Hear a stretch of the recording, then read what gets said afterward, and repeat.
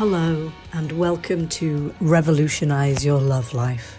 Do you want to know more about love relationships, what makes them work, how to create the one of your best dreams? Do you want to be in a really healthy, juicy love relationship? In these podcasts, we will give ideas and practical advice to light your way. Whether you're looking for a love partner, already in a relationship you wish could be better, or leaving one that has run its course, there will be something to inspire, empower, and support you. Revolutionize Your Love Life is a fortnightly podcast where you will access the knowledge and wisdom of love experts and relationship coaches from across the world to help you find true fulfillment in love. I am your host, Heather Garbett. Welcome. Hello, everyone. I'm here today with the lovely Laura Della Harpe, and we're going to talk about the menopause and the andropause. That's the male menopause and how they interact. Laura has worked in corporate situations for 15 years before she became a registered nutritional therapist since 2006. She's a member of the Institute, a qualified DNA life practitioner, metabolic balance practitioner, and weight loss coach from 2011. She practices kinesiology testing and is a Reiki 3 master.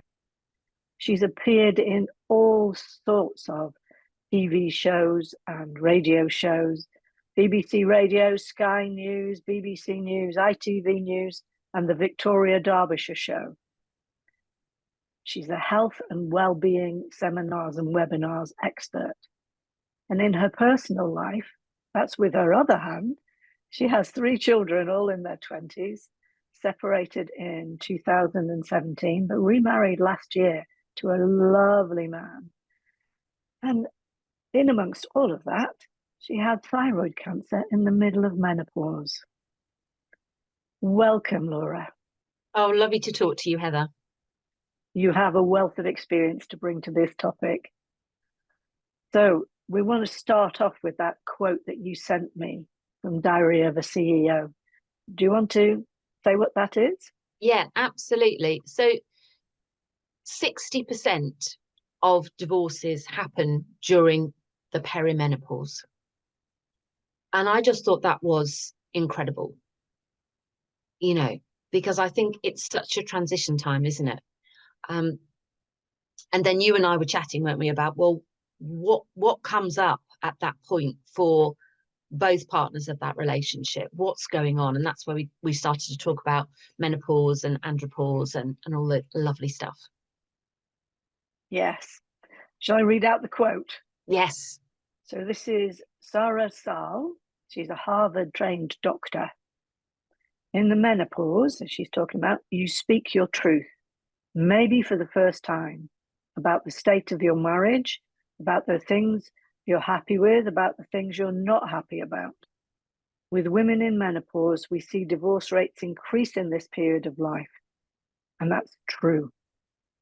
The way it was explained to her by one of her mentors was that when you're in your reproductive years, so pre-menopause, you've got a different level of estrogen, progesterone, and testosterone every day.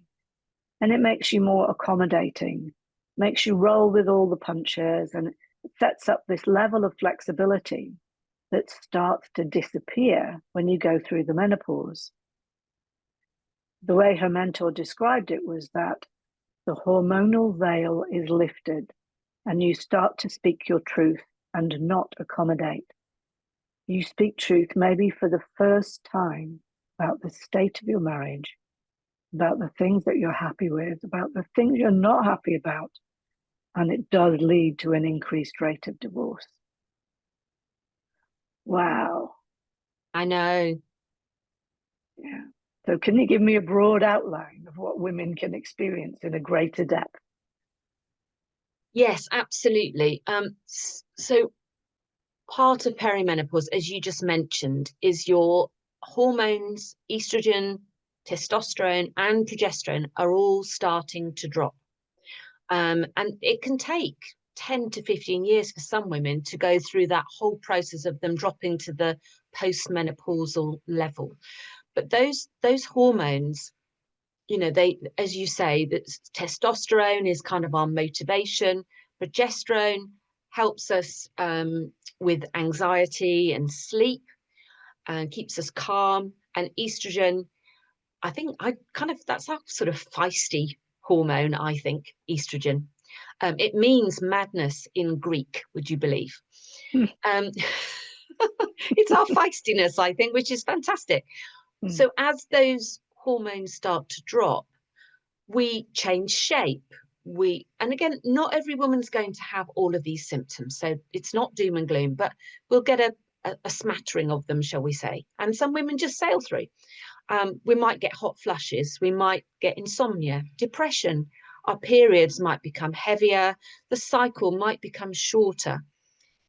We've got more inflammation, so women maybe start to feel more aches and pains. I certainly had a frozen shoulder, frozen shoulders during perimenopause.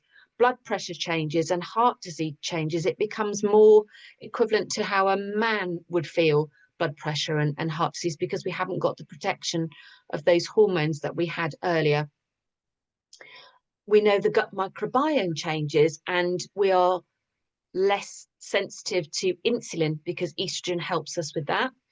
And so a lot of women start to get pre-diabetic as well. So that's just a few of them. And then, of course, from an intimacy point of view, perhaps with testosterone going down, we start to lose interest in sex, or maybe we don't feel as attractive. It might even be that you know, sex is becoming uncomfortable, maybe even painful. And maybe when we look in the mirror, we don't like what we see anymore. We don't necessarily love our bodies quite as much as we did when we were younger, and could get our body to respond quite quickly when we wanted to maybe lose some weight or build some muscle, or tone up, or whatever it would be. Yes. And the other piece that I hear a lot about, obviously, because I deal a lot with the psychology and emotions, is the brain fog. Oh, Can you yes. speak a bit about that? Yes. So again, we know that as the estrogen levels drop, the brain doesn't function as well. And that's why we know that things like HRT, or keeping that estrogen level up, helps to reduce our risks of dementia and Alzheimer's in women, because it is much higher in women than it is in men. So I think that's part of it, is definitely the estrogen dropping. We have estrogen receptors throughout the body, and in the brain as well. So I think that's what we're seeing. But I think also, as the gut microbiome changes, we sometimes might see, say, a yeast overgrowth in the gut as well, which might also give us some brain fog.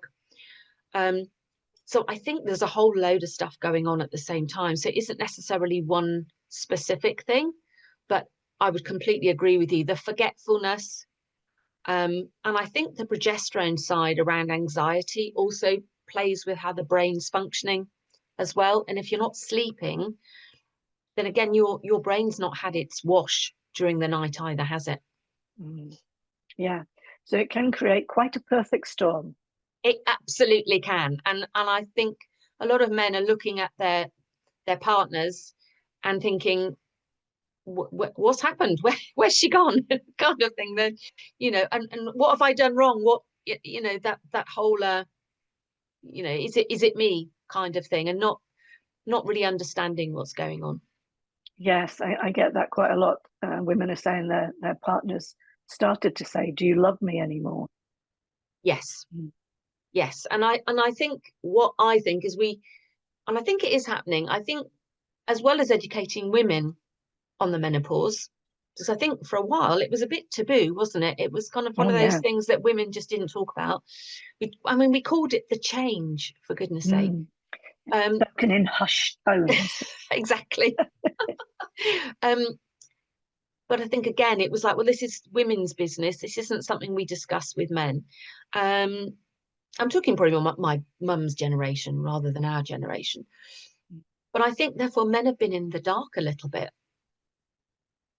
Yes, it's a bit of a mystique. Yeah. So I think part of what we all need to do is also help men prepare to support their partners.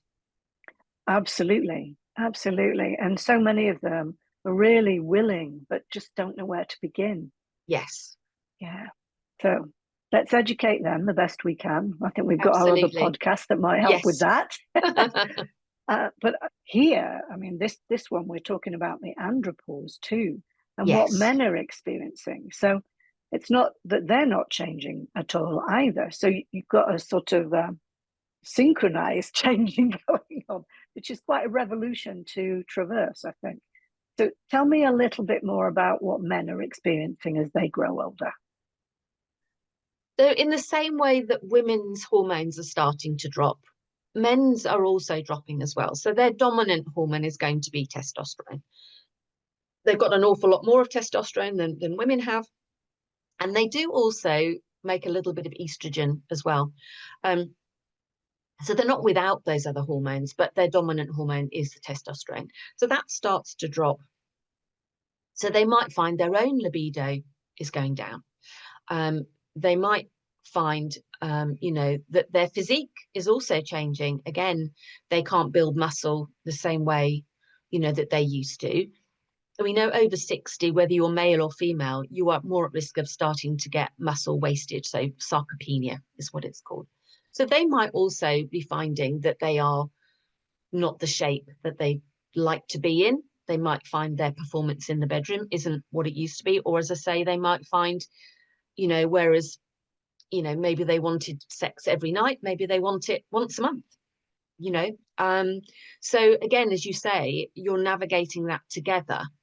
We also know that stress, so cortisol, which is a hormone that we absolutely need. It gets us out of bed in the morning. It drives us to achieve things. It's a really important hormone. But if we are producing too much of it because life is quite stressful, and again, sometimes, your 40s, particularly, maybe where you've got to in your career is a little bit more stressful, or you're putting children through university and, the monetary stresses are building. We know that stress will choose to quieten down some of the other hormones so that you can make the cortisol. So you might find that things like testosterone starts to go down because your body is saying, I can't make everything. And at the moment you seem like cortisol's the one I need to make for you. So we'll just switch off your libido for the moment, and we know some men can't perform so well in the bedroom either, and that's also something that, again, men don't talk about. Yeah. There's a lot of shame around all of that, isn't there? There absolutely is. Yes, absolutely. I hear that a lot too. And that, you put those two things together, of women may be experiencing dryness, sometimes pain, sometimes a urinary tract infection after sex. And, so there's all that going on. And then the men maybe cannot sustain an erection over a period of time. It can become a fraught area rather than a loving area. Yeah. And I think it puts pressure on both of them, doesn't it? It puts pressure. It does. And I think, that, as we know, that's one of the big distinctions, isn't it, between any other relationship, is the intimacy that you share as a couple. Yes. And if that is changing, it's, I'm sure you must come across this a lot. You've got to find other ways to show that you're loving each other and that you still have that intimate relationship, but it's not pinned on one specific act.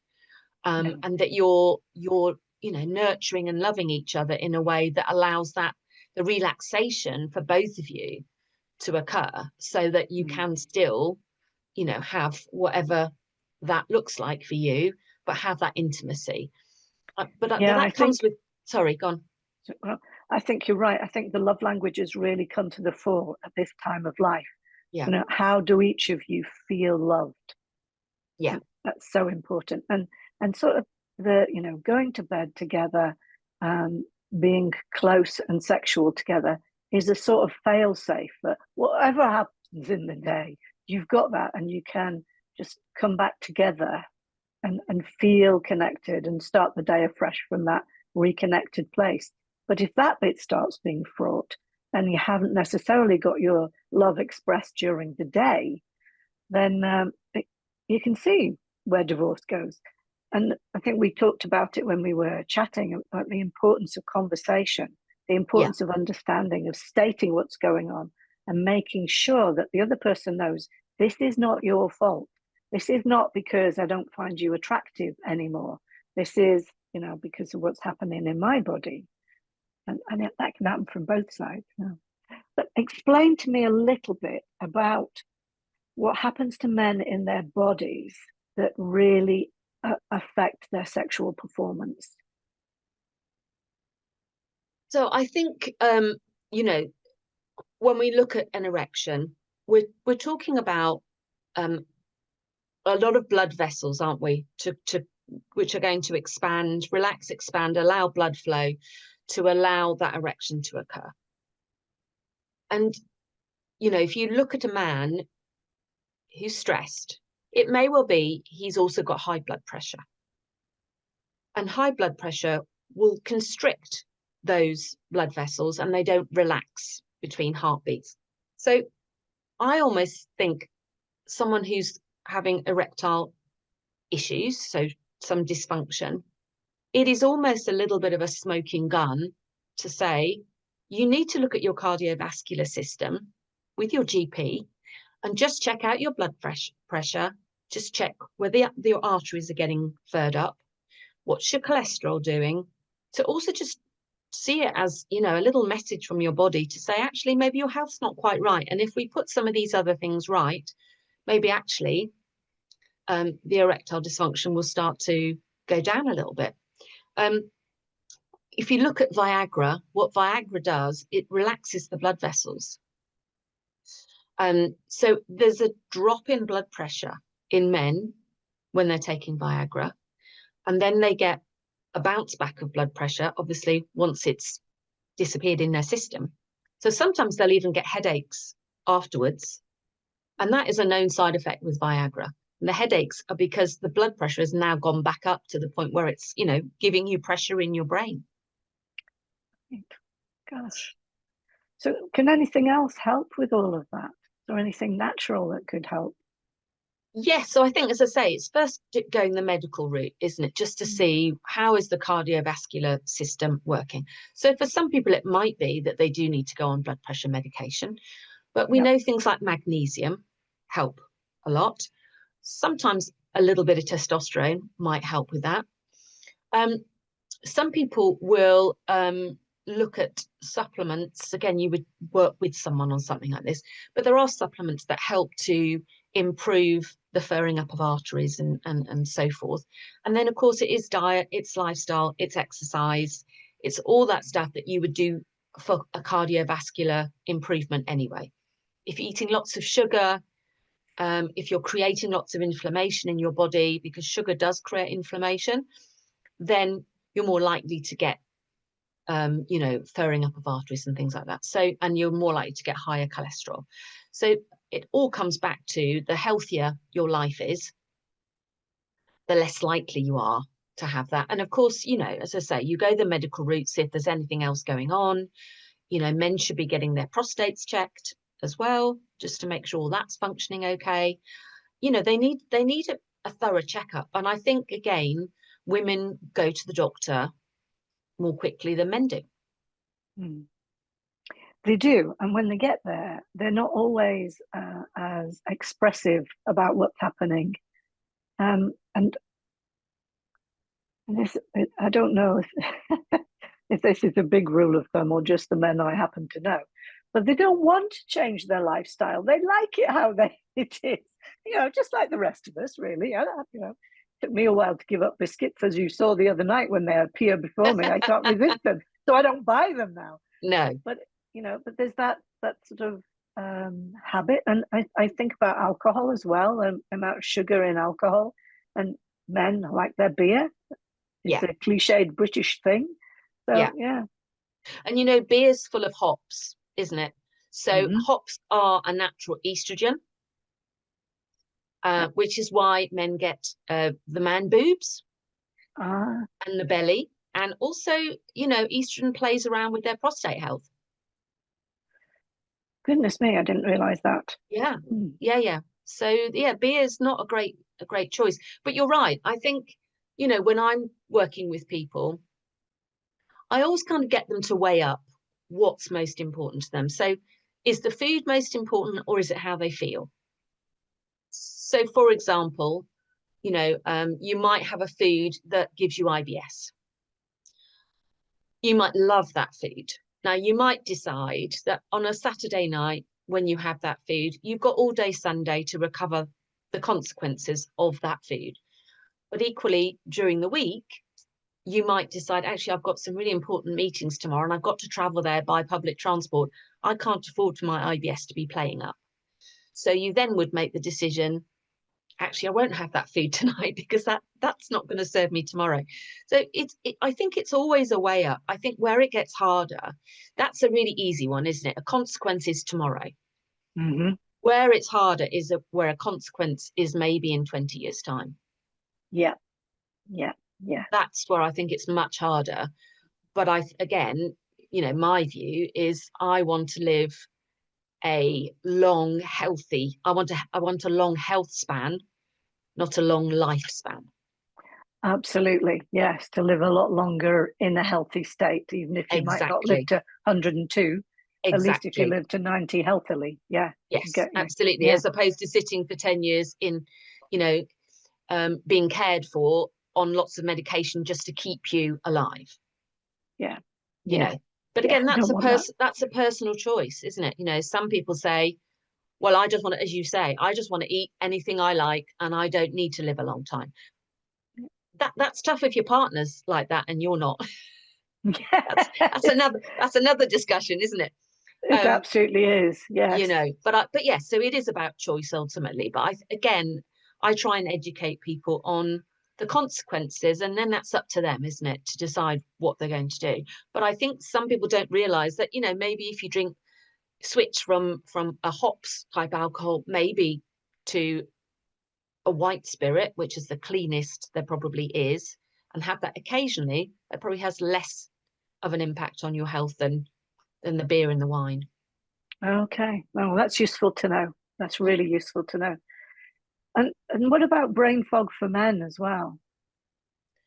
Yeah, you know, we do know that men get dementia and Alzheimer's. Again, some of that is going to be lifestyle. So we know smoking is probably one of the biggest impacts that has on brain health, because we get vascular dementia where the arteries get furred up from smoking. Strokes, again, smoking is a big one for causing strokes. And actually, you know, probably more women get strokes than men, and men get more heart disease. So I think, yes, they will get diminishing brain health. And we know that sugar particularly destroys brain cells. So it's not so much hormonal, but maybe goes back to your point, which is, you know, if they're choosing to eat all the naughty stuff all the time, then they're going to end up with what we call glycation. So we are destroying proteins in the brain through overeating sugar. So that's why we call dementia and Alzheimer's, well, Alzheimer's more than dementia, but we call it type 3 diabetes. Got you. Right. So I think it might just be useful to give a list of the things that you consider to be sugars, because I think there's a Yes. misconception that it's just, you know, your pure white or pure brown sugar. But what else is sugar in? Yes, I think you're absolutely right. So if I get a food diary from someone, they might say to me, I don't eat much sugar, because they're not putting sugar in their tea or in their coffee. They're not putting sugar on their breakfast cereal. That's kind of where they think sugar comes from. But what we know is that starches, so that might be bread, pasta, rice that you wouldn't even think are sweet, any white flours, when we eat them, they break down and become sugar. So there's a lot of hidden sugar in our food. And of course, if we're eating anything that's ultra processed, there'll be a lot of sugar hidden in there as well. And it might not even say the word sugar on the label. There might be all sorts of other words used. You know what it's like, you look on the back and there's 30 ingredients. You've got to, you know, if sugar's in the first 5, you know it's going to be very sweet. But as I say, you're eating something that breaks down into sugar.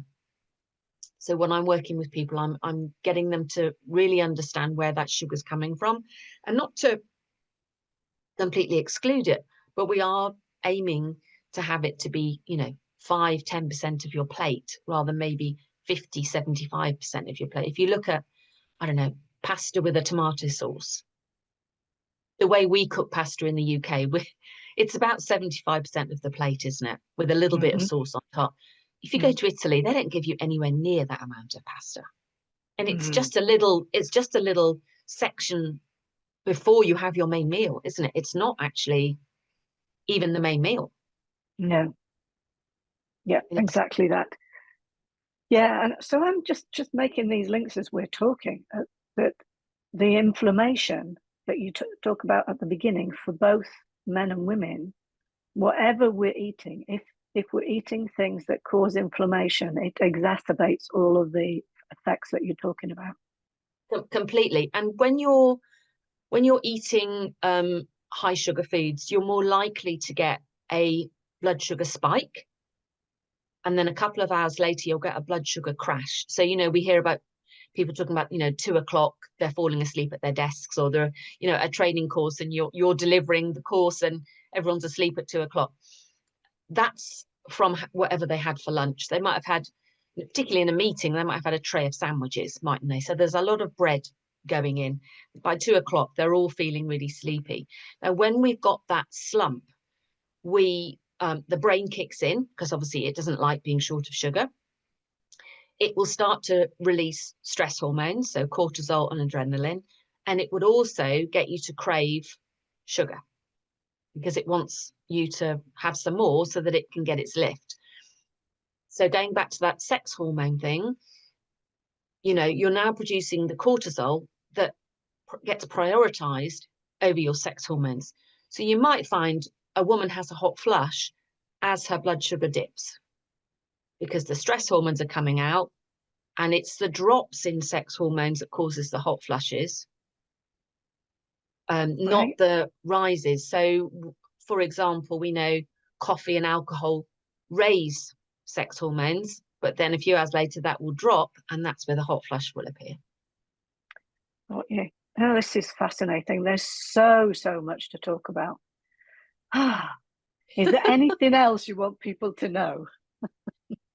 Yeah, I think going back to the inflammation, as you say, I think the more you can manage inflammation in your body, the better able you are to just deal with a whole load of stuff that's going on in your system. Inflammation is behind most things, really. If you think about anything with inflammation, we label it itis, don't we? Yes. You think about anything in your body, labyrinthitis, arthritis, cystitis, it's all inflammation. So if we can eat in such a way that we keep that as minimal as possible, we're really helping our body to deal with what it needs to deal with, Yeah. So this transition in midlife is bigger than we think. It's on every level, really. Mentally, emotionally, physically, spiritually. Yeah. Every level. And I think the more we can prepare for it, the better. Yeah. And, I'm not against HRT at all. I think, again, you get the medical advice and you get the right thing for you and you try it. It didn't work for me. But again, I think people should be allowed to try it for them. And I also think maybe some men could do with a bit of HRT, bit of testosterone. That might be also something that some men would find helpful. Yes, I've experienced that with men that I've seen in psychotherapy years ago. Right. The loss of testosterone seemed to go with depression, and rather than have antidepressants, they had some hormone replacement testosterone, and it made such a difference. Yes, and that's a good point. I think historically, women were probably given antidepressants where they needed HRT. Yeah. Wow. Thank you so much, Laura. You're very welcome. Contact you. So my website is nutritionalbenefits.co.uk. I'm on Instagram, nutrition_with_Laura. I'm on Facebook as well. Yeah, I mean, just get in touch. I have a free discovery call on my website, so you can book in for a 15-minute chat, see if I can help you, see if I'm the person that you need. I always think you've got to find that chemistry between you, see if you're the right person. Yeah, very easy for people to get in touch. And they don't need to work with you in person? No, they can work online, and they can also work in person, whichever is their preference. That's lovely. Thank you so much. Oh, thank you for hosting me as well. You're very, very welcome. It's a delight to have you here. Thank you. Thank you so much for listening to this episode of Revolutionize Your Love Life. I'd like to know what has been your biggest takeaway from this conversation. Do take a minute and share this with us, and visit us on our Facebook page. You can connect with me personally on my email at heather@heathergarbett.com. If you can think of someone who will benefit from listening to this podcast, please do share it with them. If you have any feedback on how I can improve it, please do reach out to me, as I'm always keen to learn more.